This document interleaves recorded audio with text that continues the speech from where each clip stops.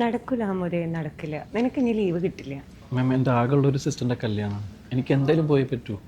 അമ്മൂരെ, നിന്റെ സെന്റിമെന്റ്സ് എനിക്ക് മനസ്സിലാവും, ബട്ട് എം ഡിക്ക് മനസ്സിലാവണമെന്നില്ല. സോ നിനക്ക് ഡയറക്റ്റ്ലി ചോദിക്കാം.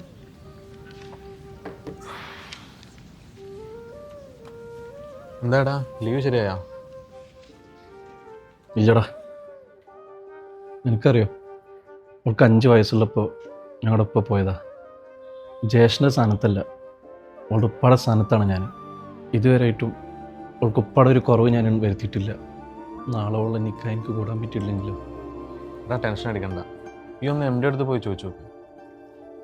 സമയക്കമ്മൻ ഹമൂദ് പാടവന. ഹമൂദെ മോനെ പറയടാ, എങ്ങനെ ഉണ്ടായിരുന്നു വെക്കേഷനൊക്കെ? കുഴപ്പമില്ല സാർ, ഉഷാറായിരുന്നു സാറേ. പിന്നെ പറയാം. ചിന്നുവിൻ്റെ നിക്കാഹ് ഉറപ്പിച്ചു. മാഷാ അല്ലാ, മബ്രൂക്ക്, മാഷാ അല്ലാ. അതല്ല, പിന്നെ നമ്മളെ മറ്റേ അജ്മാൻ പ്രൊജക്റ്റ് എന്തായി? അത് 2 ദിവസം കൊണ്ട് സെറ്റാക്കാം സാർ. 2 ദിവസമല്ല മോനെ, ഒറ്റ ദിവസം. അവർ കാരണം അവർ ഫോളോ അപ്പ് ചെയ്തുകൊണ്ടേ ഇരിക്കുകയാണ്. അല്ല സാർ, ലീവിൻ്റെ. ഹലോ ഹക്കീമേ, ഈ ഒരു കാര്യത്തിന് എന്നെ വീണ്ടും വീണ്ടും വിളിക്കല്ലേ. അത് ബാങ്കിൻ്റെ കാര്യമല്ലേ, നമുക്കിരിക്കാം. ഓക്കെ. പിന്നെ എവിടെ നമ്മൾ നിർത്തിയേ?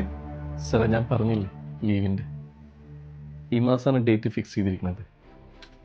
മോനെ അമുദേ, നീ ഒരുപാട് തിരിഞ്ഞളിപ്പൊന്നും വേണ്ട. പിന്നെ ചിന്നുവിനോട് പറയും അവളെ മൂത്തേക്കാക്ക തന്നാണ്. നിക്കാഹൊക്കെ കൂടി അടിപൊളിയായിട്ട്.